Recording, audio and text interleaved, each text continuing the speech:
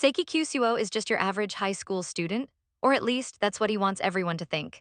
In reality, Seiki is a psychic prodigy capable of telepathy, teleportation, telekinesis, and practically every supernatural ability known to man. But for him, these powers aren't blessings, they're a burden. Episode 16 of The Disastrous Life of Seiki K throws us into another set of ridiculous yet hilarious problems that only Seiki could experience. The episode begins as Seiki reflects on how even the simplest human interactions can become complicated when you can read minds. He knows every hidden thought, every secret, every embarrassing moment before it even happens. So naturally, he prefers to stay out of trouble and avoid people as much as possible. Unfortunately for him, the strange cast of characters in his life always finds a way to drag him in. The story opens with Seiki's classmate Aaron Kubiyasu and his overdramatic antics.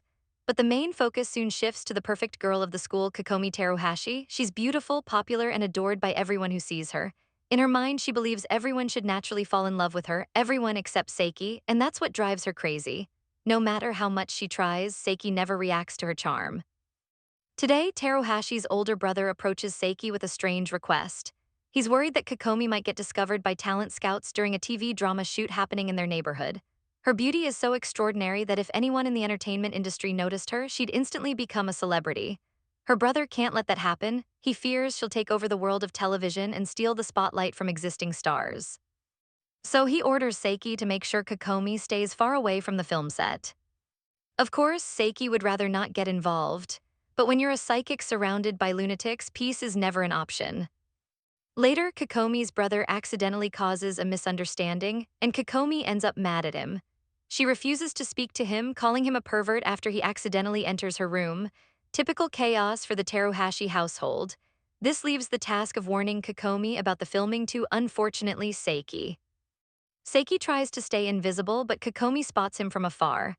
She misinterprets his behavior as shyness and thinks he's secretly in love with her. Before he can escape, she approaches him and apologizes for her brother's behavior. Then, in her generous and perfect way, she invites him to hang out after school as an apology.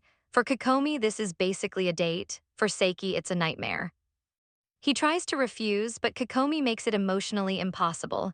She dramatizes it as if his rejection would destroy her heart forever. So Seiki reluctantly agrees. His only goal, get through this not a date and avoid the film crew that's still shooting nearby. After school, Kokomi arrives dressed elegantly, confident that this will be her first real date with Seiki. She imagines the romantic potential while Seiki internally sighs, regretting every life choice that led to this. They decide to walk around a nearby town, ironically the same place where the TV shoot was relocated earlier.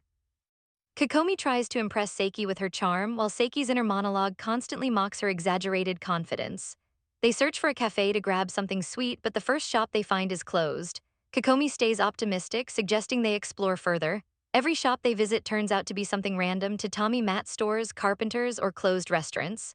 Seiki internally can't believe this kind of bad luck. Finally, a kind stranger helps them find a cafe, and Kokomi happily accepts.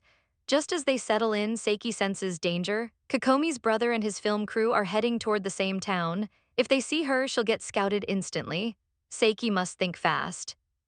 As they enjoy their sweets, Kokomi notices Seiki seems distracted. She assumes it's because he's nervous being around such beauty. Seiki wants to finish quickly and leave before disaster strikes. Unfortunately, fate never lets him off easily. Kokomi's brother and his friend accidentally arrive nearby. The streets are crowded, and Seiki realizes they're seconds away from running into them. He considers teleporting, but that would expose his powers. He decides to improvise using one of his psychic techniques, temporary invisibility. The situation escalates when fans mistake Kokomi for a local idol and start crowding around her, asking for handshakes. Seiki, realizing she's seconds away from being recognized by her brother's crew, grabs her hand and activates his invisibility ability. They both vanish from sight. Kokomi's heart races. She doesn't understand what just happened. One second, she's surrounded by people, and the next, she's holding Seiki's hand, invisible in the middle of the crowd. For the first time, she feels her heart skip, not because of her reflection, but because of Seiki himself. She's flustered and confused. Seiki, on the other hand, only cares about getting out of there unseen.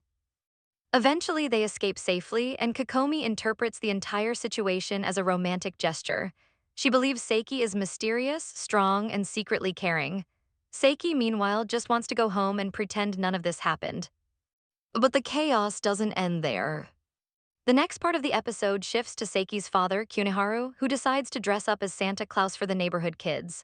Unfortunately, he's a bit too enthusiastic, and Seiki ends up having to use his powers to fix the mess his father creates.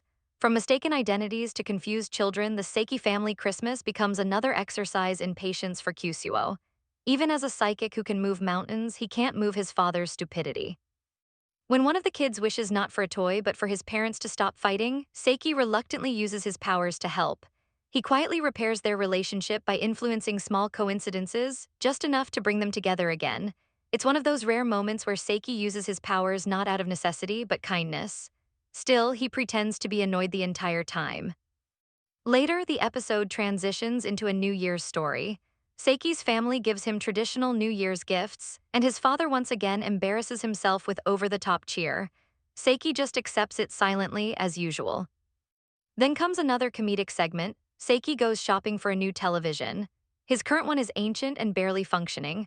Using his psychic abilities, he negotiates the price down by reading the salesman's thoughts and countering every sales trick perfectly. It's an intense mental battle disguised as polite customer service. By the end, Seiki gets the TV for half the price, while the salesman has an existential crisis about his career choices. But just when you think Seiki will finally enjoy a peaceful day off, Kaido, the self-proclaimed Jet Black Wings hero, shows up with a cold. He insists it's the work of an evil organization spreading biological weapons. Seiki, completely unimpressed, tells him to go to the hospital. Kaido, of course, refuses. Another friend, Nendu, joins in, and chaos follows as everyone starts catching colds, except Seiki, who has never been sick in his life thanks to his psychic immunity. The episode continues with small comedic vignettes. Students sharing ridiculous New Year stories, Teruhashi panicking over not receiving a reply to her New Year's card from Seiki, and Kaido's over-the-top delusions reaching new heights. Through it all, Seiki remains calm, silently judging everyone around him and praying for the day he can live like a normal person. As the episode draws to a close, Seiki gives us his usual dry commentary.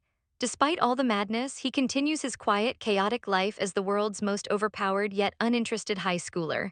Every day brings a new disaster, usually caused by someone else, but Seiki always manages to handle it with his stoic, deadpan composure.